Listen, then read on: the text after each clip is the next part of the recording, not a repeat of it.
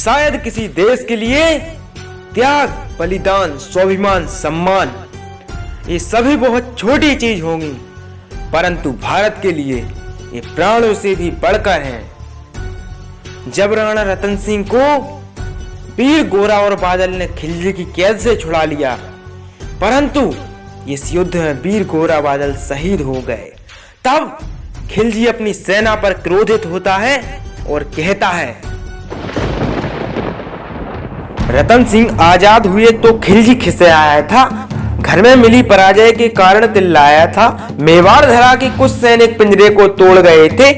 और खिलजी की आंखों को लज्जित छोड़ गए थे। गोरा बादल चचा भतीजे लाखों पर भारी थे, युद्ध कला के करतब उनके सचमुच तलवारी थे, बिना सर के युद्ध लड़ा था कथा अमर कराए, जीत गई राजपूती और दुश्मन के मुंड झुकाए। उधर नगाड़े बजे, इधर दिल्ली में मातम छाया और अहंकारी खिलजी खुद ही खुद में झल्लाया, बोला सैनिकों से मुस्तंडो जाओ और मर जाना,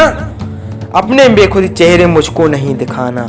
दिल्ली जैसे बड़े दुर्ग की रक्षा ना कर पाए, कुछ चंद सैनिकों के हाथों ही घर में मुंह की खाई, वह आजाद परिंदे से आए और उड़ा ले गए, वह आजाद परिंदे से आए और उड़ा ले गए, तुम तलवार ना खींच सकी और वो राजा छुड़ा ले गए। खिलजी अपने मन में विचार करता है, उसने मुझको ललकारा है, मैं उसको ललकारूंगा, घर में घुसकर मारा है, मैं घर में घुसकर ही मारूंगा। हाथी घोड़े सजवा लो, भाले बर्छी भी उठवा लो, सारी तलवारें तीर कटारी पर धारे रखवा लो, कूच करो चित्तौड़ दुर्ग की घेराबंदी कर दो, जो आंखें पद्मिनी को देखें वो आंखें अंधी कर दो, बूढ़े बच्चे महिलाओं पर तुम रहम नहीं खाना, वीरों से जीत ना सको तो छुपकर तीर चलाना, दबे पांव पहुंचो दिल्ली, फनक ना हो दुश्मन को, मैं गर्दन से दूर करूंगा रतन सिंह के तन को। खिलजी अपनी सेना लेकर पहुंचा उस माटी में, बलिदानी धरती के ऊपर मेवाड़ी घाटी में, एक मुश्त सेना को रोका, जोरों से चिल्लाया, फिर कायरों के समूह को एक फरमान सुनाया, बोला सैनिकों से दरवाजा तोड़ो और आगे घुस जाओ और पद्मिनी को मेरे सम्मुख ले आओ। ज्यों सैनिक पड़े तभी का सहसा मन अकुलाया, किला नहीं था उनको सम्मुख काल खड़ा दिखलाया। खिलजी के सैनिकों को महल नहीं अपना काल दिखाई देता है। तब सैनिक कहते हैं, सैनिक बोले माफ करो तुम अंदर ना हम जाएंगे,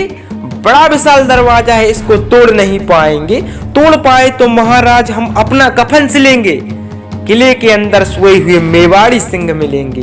सोए शेर जागेंगे तो सबकी रूह हिलेगी, कितनी भी तेज भाग लेना पर दिल्ली नहीं मिलेगी, वक्त अभी झुकने का है मेरे आका झुक जाओ, और सबकी खैर चाहते हो तो बाहर ही रुक जाओ। अगर कभी कोई पूछे कि चित्तौड़ की ऊंचाई कितनी है, लंबाई कितनी है, तो उनको बता देना,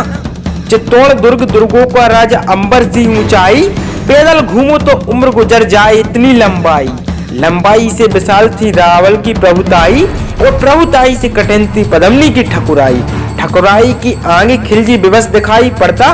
किला भेदने वाली वह नित्य नीतियां करता। लेकिन किले की उस जनता का वाह वाह क्या कहना, लेकिन किले की उस जनता का वाह वाह क्या कहना, 8 माह तक रेत छानती रही खिलजियां।